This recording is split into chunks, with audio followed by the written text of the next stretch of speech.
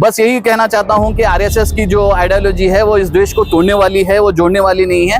अगर आप सच में इस देश का विकास या इस देश में जो है बेहतरी चाहते हैं तो आरएसएस को बैन करने के लिए जो है आप जितना हो सकता है उतना आवाज उठाएं। आइंदा ऐसा जो है कोई काम करने से इससे पहले जो है 10 बार वो सोचेगा, क्योंकि मनुस्मृति का जो उनका प्लान है, जो हिंदू राष्ट्र के जो उनके ख्वाब हैं, इस ख्वाब को अगर उन्हें पूरा करना है तो उन्हें मुसलमानों और दलितों के साथ में ये करते रहना होगा। इनकी एक आइडियोलॉजी है, इसको तोड़ने के लिए इंशाल्लाह हम लोग मुसलमान और दलित मिलकर जो है ऐसे जब भी कार्य होंगे, ऐसे जब भी इंसिडेंट्स होंगे, उसका पुरजोर विरोध करेंगे। मैं उम्मीद करता हूं कि आने वाले दिनों में जो है दलित भाई और मुसलमान भाइयों को मिलकर जो है इसका एक बड़ा हम लोग प्रोटेस्ट करेंगे। नहीं, ये आइडियोलॉजी जो है आर और दलितों को तकलीफ देने वाली सिर्फ आरएसएस की हो सकती है और किसी की भी नहीं हो सकती, ना एक हिंदू की हो सकती है। मैं आपको ये भी बताना चाहता हूँ, हिंदू और आरएसएस में जो है बहुत बड़ा फर्क है। हिंदू जो है दूसरे धर्म के लोगों की इज्जत करता है, दूसरे धर्म की इज्जत करता है। सिर्फ एक ऐसी शाखा है आरएसएस जो मुसलमानों को, दलितों को और इंसानियत को जो है रोज तार तार करने वाले काम करती है। कल एक सुप्रीम कोर्ट में एक देश में एक जो दलितों के ऊपर अत्याचार हो रहा है, वो चाहे सुप्रीम कोर्ट के जज हो या एक आम नागरिक हो, जिनके साथ जो तरीके का व्यवहार होता है वो कल नजर आया है।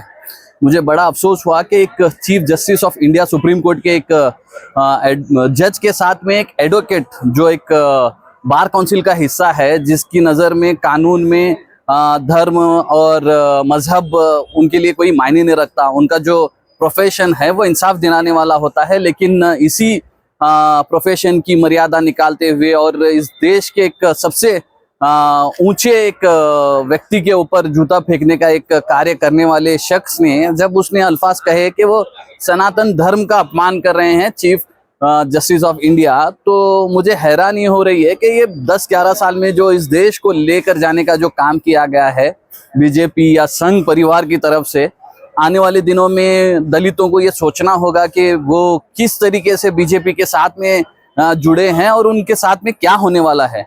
ये सिर्फ मुसलमानों तक महदूद नहीं रहने वाले हैं। आप यकीन मानिए, इनकी नज़र में दलित और मुसलमान जो है सबसे नीचे हैं। तो इसीलिए जो इनकी मानसिकता है, इनकी जो आइडियोलॉजी है, ये हमेशा मुसलमानों और दलितों के खिलाफ ही जो है नज़र आती है। मैं उम्मीद करता हूं कि ये हम लोगों की आंख खुलने वाला एक इंसिडेंट होगा। आने वाले दिनों में आइंदा ऐसा जो है कोई काम करने से इससे पहले जो है 10 बार वो सोचेगा, क्योंकि मनुस्मृति का जो उनका प्लान है, जो हिंदू राष्ट्र के जो उनके ख्वाब हैं, इस ख्वाब को अगर उन्हें पूरा करना है तो उन्हें मुसलमानों और दलितों के साथ में ये करते रहना होगा। इनकी एक आइडियोलॉजी है, इसको तोड़ने के लिए इंशाल्लाह हम लोग मुसलमान और दलित मिलकर जो है ऐसे जब भी कार्य होंगे, ऐसे जब भी इंसिडेंट्स होंगे, उसका पुरजोर विरोध करेंगे। मैं उम्मीद करता हूं कि आने वाले दिनों में जो है दलित भाई और मुसलमान भाइयों को मिलकर जो है इसका एक बड़ा हम लोग प्रोटेस्ट करेंगे। ये जो है जिसने बूट मारा है वो आरएसएस का भागी है बताया। नहीं, ये आइडियोलॉजी जो है मुसलमानों और दलितों को तकलीफ देने वाली सिर्फ आरएसएस की हो सकती है और किसी की भी नहीं हो सकती, ना एक हिंदू की हो सकती है। मैं आपको ये भी बताना चाहता हूँ, हिंदू और आरएसएस में जो है बहुत बड़ा फर्क है। हिंदू जो है दूसरे धर्म के लोगों की इज्जत करता है, दूसरे धर्म की इज्जत करता है। सिर्फ एक ऐसी शाखा है आरएसएस जो मुसलमानों को, दलितों को और इंसानियत को जो है रोज तार तार करने वाले काम करती है। अगर आरएसएस के खिलाफ कुछ बोलना चाहते हैं तो आप क्या बोलेंगे? आरएसएस की आइडियोलॉजी जो है इस देश को तोड़ने वाली है। यही एक सब में बड़ा एक मिसाल है। 100 साल का जश्न मनाने वास्ते जो है इस देश के प्रधानमंत्री ऐसी एक संस्था के बारे में जो है 100 रुपए का सिक्का बनाने में उनका योगदान है, जिन्होंने इस देश की आज़ादी में 1 रुपए का एक शख्स की जो है उनके नाम शहादत नहीं लिखी है। और वीर सावरकर की जो है इतिहास को जो है झूठा साबित करने के लिए ये सारी चीजें की जा रही हैं।